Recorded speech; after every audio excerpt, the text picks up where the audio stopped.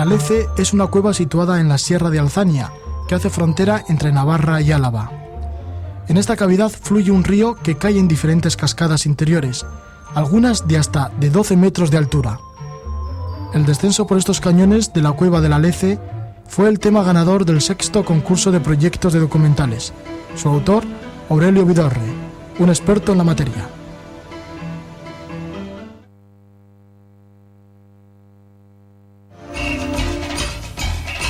Allahu Akbar. Madiga na mambego, umokanya madiga na mambego.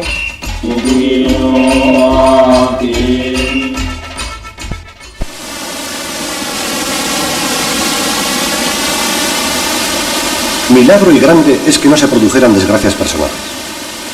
Siendo las 3:30 de la tarde del 12 de noviembre, oyéronse en el pueblo de La Ardulla voces de agua, agua, y saliendo los vecinos a ver qué sucedía, vieron que se había roto la presa que contenía el agua para la turbina que producía energía eléctrica para la fábrica de harinas de Araya. Subieron a una pequeña colina y desde allí observaron que el agua arrastraba grandes maderas, muebles y ropa. Y al llegar a la turbina, vieron que el agua había arrastrado el edificio desde los cimientos, obligando al electricista y familia a salir de la casa y alejarse del peligro, y desde allí contemplar cómo había quedado su hacienda.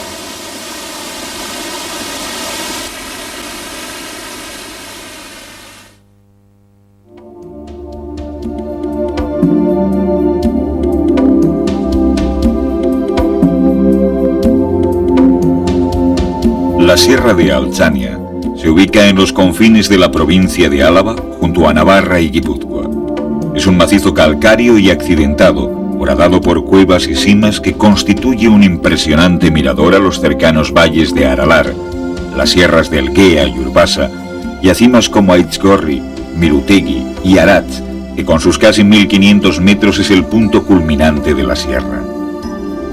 A los pies de este hermoso macizo se extiende como un abanico de color la llanada alavesa. Es en estas escarpadas montañas donde el conocido como sumidero de Lezaun ha dado origen a importantes urgencias de agua. De todas ellas, la que más destaca por su espectacularidad, belleza y entrañable historia es sin duda alguna la Olla de la Lece. A comienzos de siglo, vecinos de los pueblos cercanos a la Lece, y La Ardulla, Eguino y Albéniz, exploran la cueva con el objeto de instalar una tubería en su interior. Por aquel entonces, un vecino de la población de Araya, Trifón Madinabeitia, había construido junto a la estación de ferrocarril una harinera que precisaba energía eléctrica para su funcionamiento.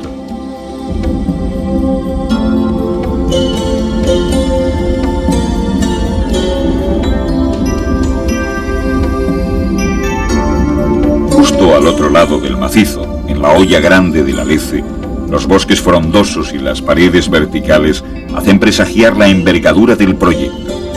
Desde la presa, el agua descendería por medio de un tubo a través de la sima para alimentar una turbina instalada al pie de la cueva.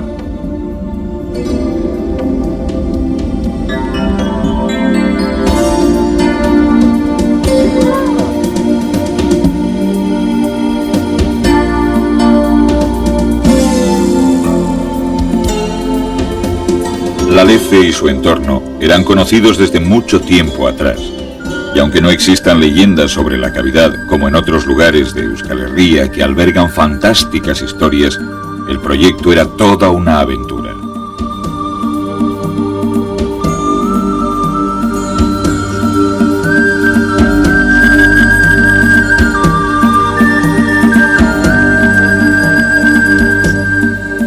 Tras 2 años de esfuerzos, la obra se finaliza el 22 de octubre de 1902. Pero de poco sirvió el duro trabajo realizado. El 12 de noviembre de ese mismo año cede una de las presas situadas en la Olla de la Lece, y una gran avalancha de agua destruye todo lo que encuentra en su recorrido por la cueva, arrastrando en la salida el edificio que albergaba la turbina.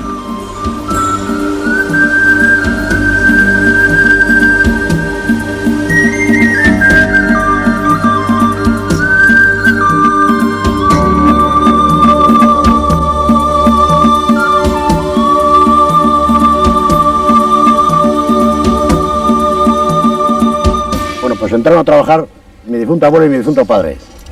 Ya en total eran unos 16 o 20, eran obreros. Y dificultades, pues muchas. Primero, la luz, se les apagaban los candiles. Luego el frío. Y las ropas que llevaban pues, no eran normales. No había las ropas que hay ahora, de neopreno, no había nada entonces. La dificultad, pues los lagos que había, las cascadas, que tenían que cortar árboles para hacer una escalera, y luego los tubos. Dificultad grande tenían para pasar los tubos. Porque tenían tubos de 5 metros, algunos otros de 4, otros de 3, según la... Eso costaba terrible, mucho. Pues las dificultades que empezaron ahí fueron el montaje de los tubos. Eso fue terrible, porque tuvieron que poner unas escaleras a base de árboles, de estos jaros que llaman aquí, y hacer escaleras, y los anclajes también muchísimo. Los anclajes para sujetar los tubos que tenían que hacer a base de pistolete, con una porra, uno sujetaba el pistolete con la porra, y luego metían a presión aquello con un gancho para sujetar los tubos. Y luego para subir los tubos tenían unas dificultades enormes, a base de cuerdas, a veces se les caía, la cuerda mojada se les resbalaba las manos, yo eso tengo oído cantidad de veces. Y eso había tubos de 4 metros, de 5 y de 3, y de 2 también. Sí. El diámetro del tubo, 300 milímetros tenía. El tubo, 300 milímetros, o sea, 30 centímetros. Las dificultades que tenían eran con las curvas, según lo tengo oído yo, que tenían que meter mucho más estopa a la parte de arriba para que el tubo curvaría un poco, porque no hacían los tubos curvos, eran todos rectos. Todo el sacrificio que hicieron, lo que antes he dicho, no sirvió para nada, porque reventó el embalse de atrás, nos llevó toda la tubería, nos llevó la casa, y justo cuando la casa estaba ya pagando el agua, le sacaron a la madre de esta, que es la María, y esta su hija es Josefi. No sirvió para nada. Y nos quedamos, bueno, yo todavía no había nacido, sin plumas y cacareando, como se dice. No nos abonaron absolutamente nada, nos llevaron todos los colchones, en fin, todo llevó el agua, todo, destruido totalmente.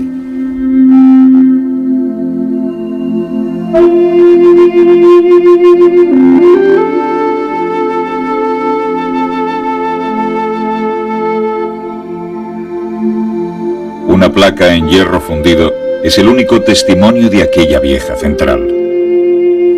Pues la placa esta es al renovar, como vendieron la central, pues compró una prima mía la central y la ha renovado, y esto me queda del fuego bajero que tenían, y le tiraron aquí a la chatarra y la recogió, y como digo que pues ponía el año 1900, pues le recogí, le tengo aquí de la central, sí.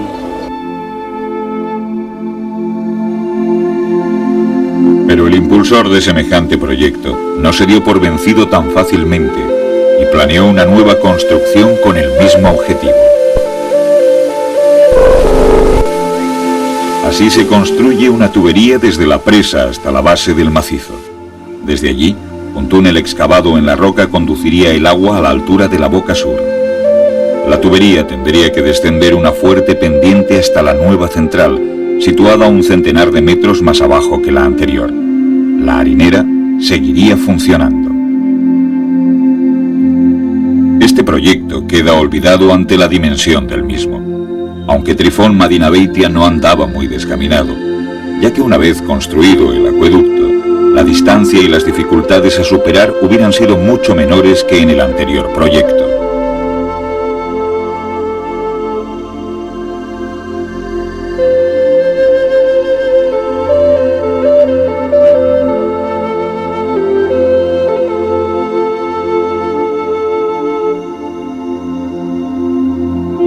Pasarán muchos años sin que nadie muestre interés por la cueva. En el verano de 1954, un grupo de espeleólogos intentan atravesarla sin conseguirlo, y todavía han de pasar años hasta que se realicen nuevos intentos.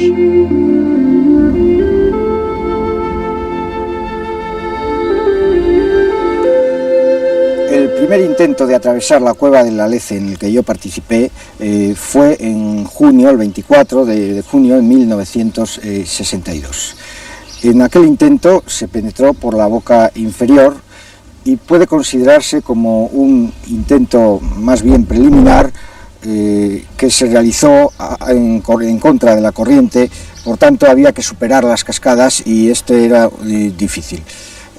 Como consecuencia solo se logró penetrar por parte de 2 miembros del equipo a través de la cascada primera, que tiene dificultades de 7 metros de altura, y luego se siguió un buen recorrido por parte de estas 2 personas hasta que se encontraron con un lago de ciertas dimensiones y una cascada de 12 metros que les fue imposible remontar. Posteriormente, el 12 de julio de 1964, se realizó un segundo intento, ya mucho mejor pensado que el anterior, en el cual pues, había varias posibilidades para lograr atravesar con éxito la cueva. La que se eligió fue entrar simultáneamente 2 grupos, un equipo por la boca superior y otra por la boca inferior, simultáneamente, y encontrarse hacia la mitad de la cueva, ya que sabíamos que por la boca inferior se podía penetrar hasta la mitad aproximadamente. Entonces el plan funcionó con éxito, el encuentro se realizó casi sin tener que esperar ninguno de los 2 equipos, y luego cada uno de los equipos fue recuperando el material que había dejado el otro. El paso se realizó con éxito, los medios hay que tener en cuenta que eran mucho más precarios que los actuales, por lo menos en lo que se refiere a vestimenta y en lo que se refiere también al equipo de descenso. En los 2 años siguientes se realizó la topografía de la cueva mediante 2 incursiones. En la primera solo se pudo realizar la mitad, mientras que ya en la segunda incursión de estas 2 pues, se finalizó la topografía.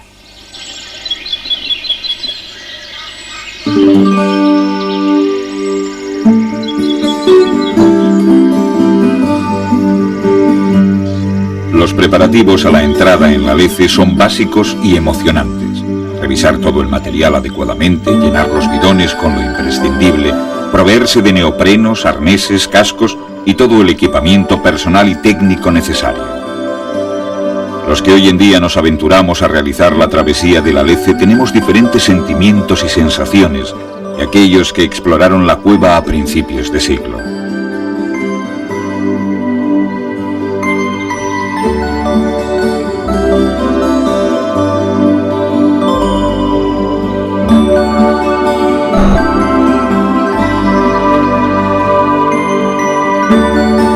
Aprovechamos el camino que con mucho trabajo tallaron nuestros antecesores y vamos ganando altura por la pendiente que nos conduce al Prado de la Ronda.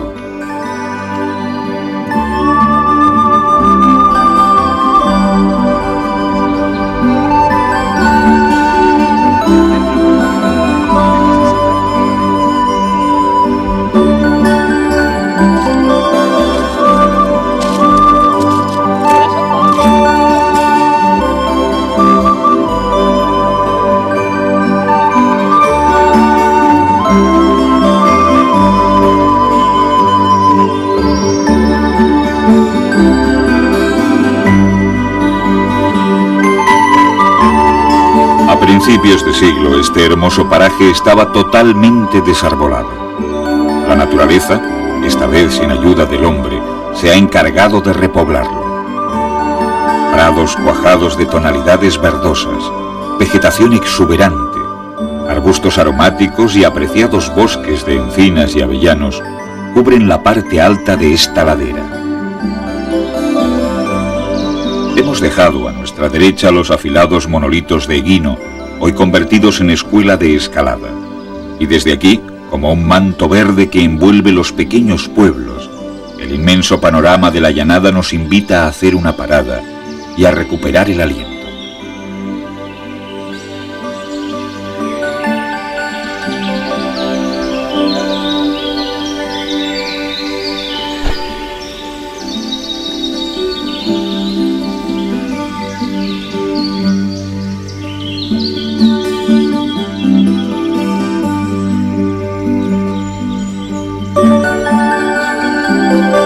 En lo alto de la ladera, la blanca caliza destaca exultante sobre el espléndido vergel de la Sierra de Alchania.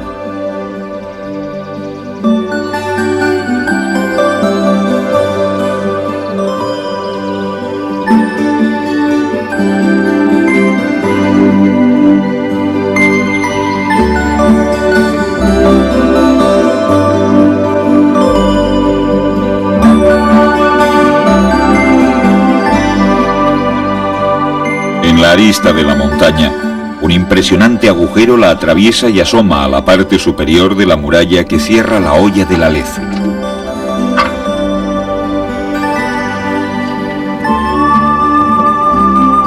Una estrecha galería se abre paso entre rocas y areniscas por un terreno accidentado y resbaladizo que nos obliga a poner toda nuestra atención. Atraídos por la luz del exterior, damos los últimos pasos y a una cierta distancia nos asomamos desde el agujero que, como un enorme ojo, vigila la gigantesca vertical extraplomada que cae a sus pies con casi 100 metros de profundidad.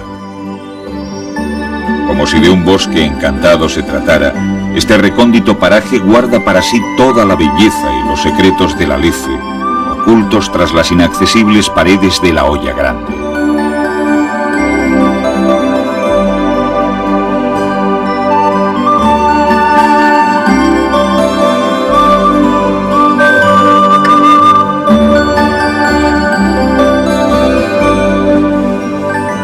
La brecha de la Kolosca es otro mirador natural en el filo de la montaña.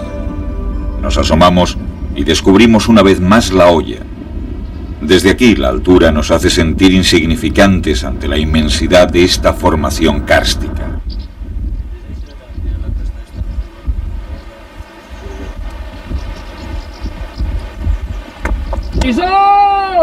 Es aquí, en la confluencia de las provincias, donde se aprecian las diferencias y a su vez las semejanzas de Navarra, Álava y Guipúzcoa.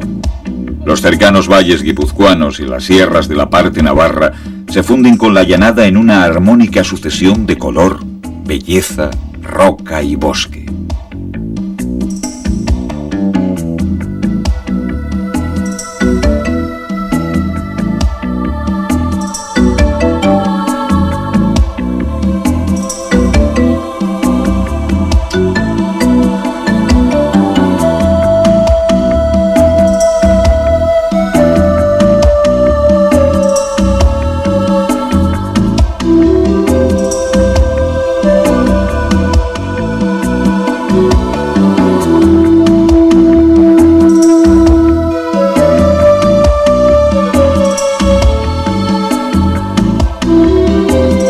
Vertiginosa bajada, no exenta de peligro, nos acerca a la Goba Grande. Es aquí donde en el siglo pasado se intentó excavar un túnel hasta el Prado de la Rondo, lo cual hubiera facilitado el acceso del ganado a los verdes y apetitosos prados de la Hoya.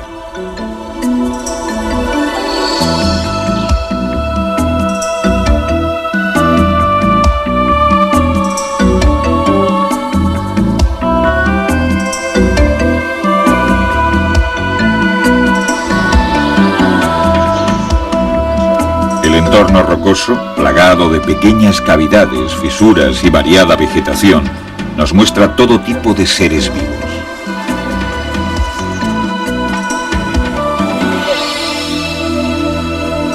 Seguimos el camino que bordea la dolina por un pedregoso y escarpado sendero, adentrándonos entonces en un espléndido hayedo.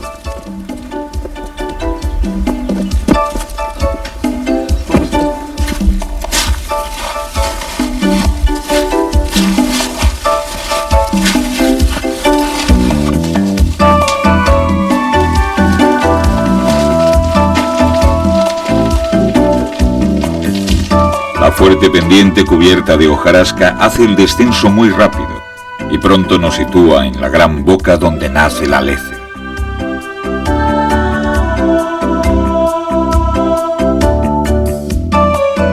Conforme nos acercamos a la entrada, el ruido del agua es cada vez más intenso hasta hacerse ensordecedor.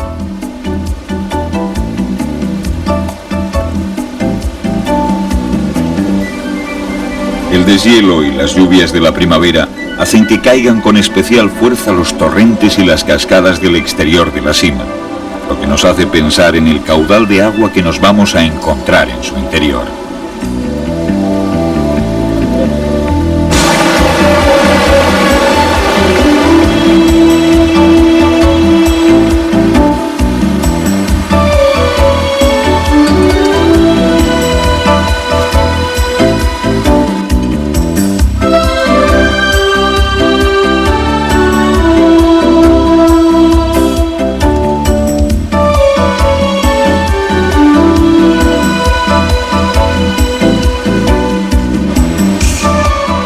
acceso a la boca norte es una pendiente inclinada y peligrosa que nos obliga a hacer uso de la cuerda.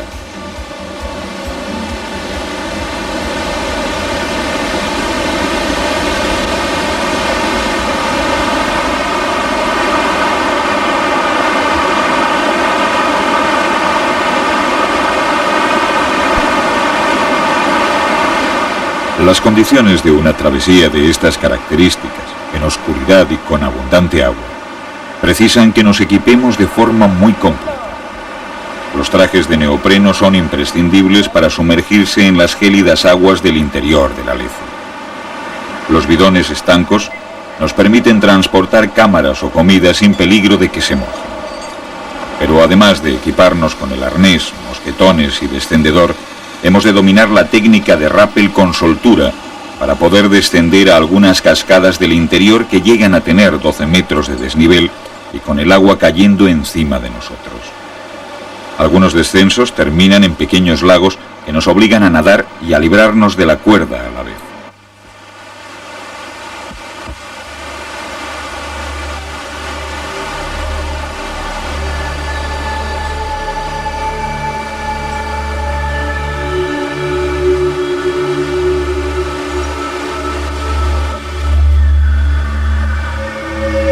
El casco se hace absolutamente necesario no solo para protegernos de una caída de piedras, sino también para los frecuentes patinazos y pequeñas caídas debido a lo resbaloso de la roca.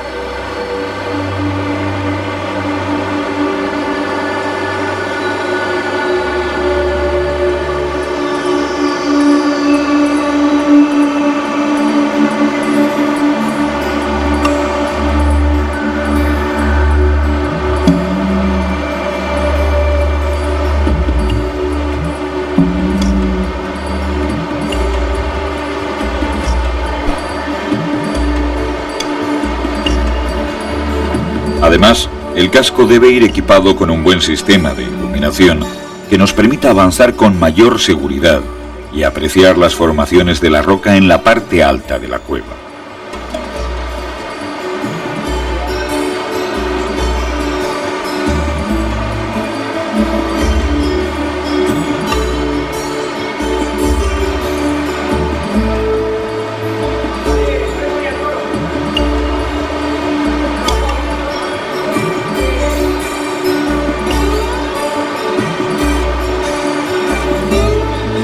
Si a todo esto añadimos un buen estado de forma, el disfrute está totalmente garantizado.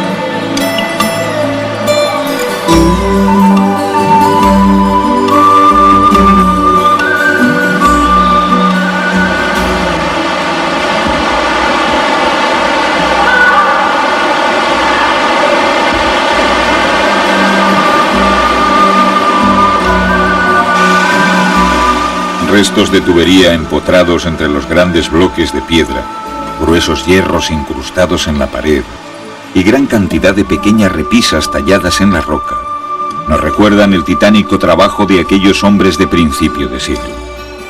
Ellos difícilmente entenderían que hoy haya personas que vengan a este lugar a pasarlo bien y a disfrutar con los descensos y los rápeles.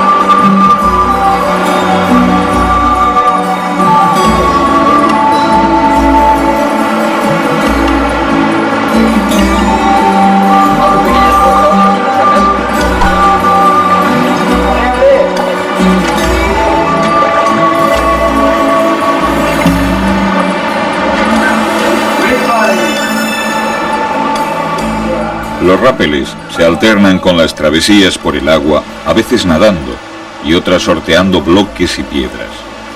La abundancia de agua da un especial ambiente a las cascadas y hacen más emocionantes los descensos.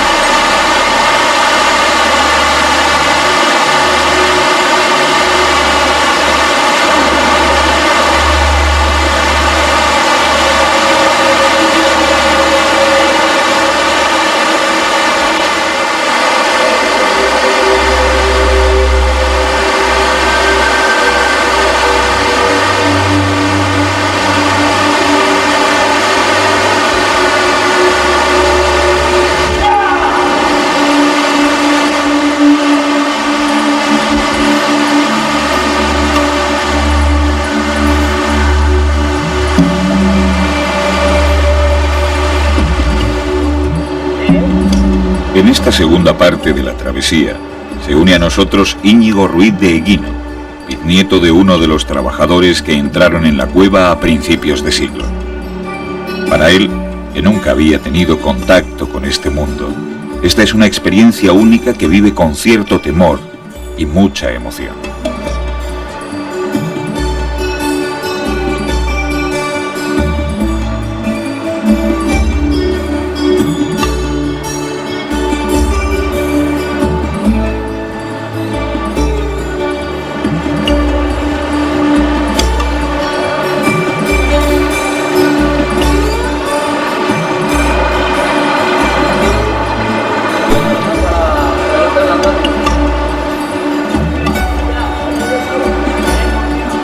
En esta última parte de la travesía, el terreno se alisa, se hace menos escarpado y las cascadas ceden convirtiéndose en pequeños saltos de agua. Los primeros rayos de sol se filtran por los resquicios de las paredes y el deseo de quitarse de encima el frío y la humedad se une a la pena por abandonar la cavidad.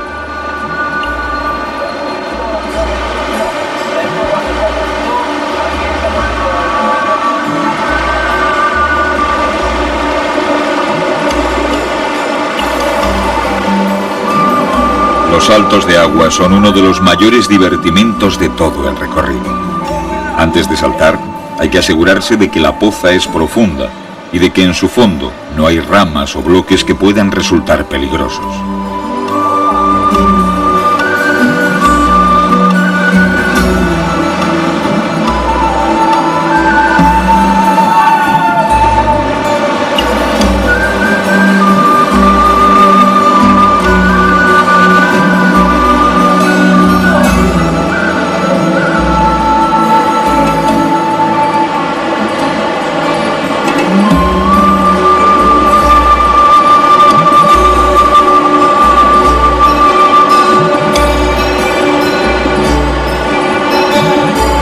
Antes de entrar en la cueva, es aconsejable medir el caudal que desciende por ella. Cuando este es excesivo, la travesía del Alece se puede transformar en una actividad arriesgada y peligrosa.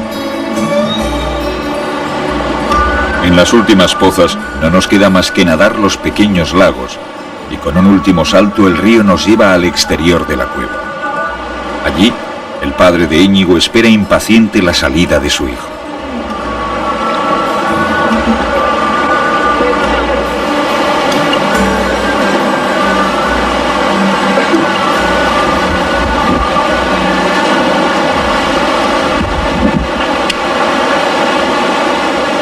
La presencia entre nosotros de esta familia es un motivo de homenaje y reconocimiento al valor de aquellas personas implicadas a principio de siglo en el proyecto de canalizar las aguas del Alece.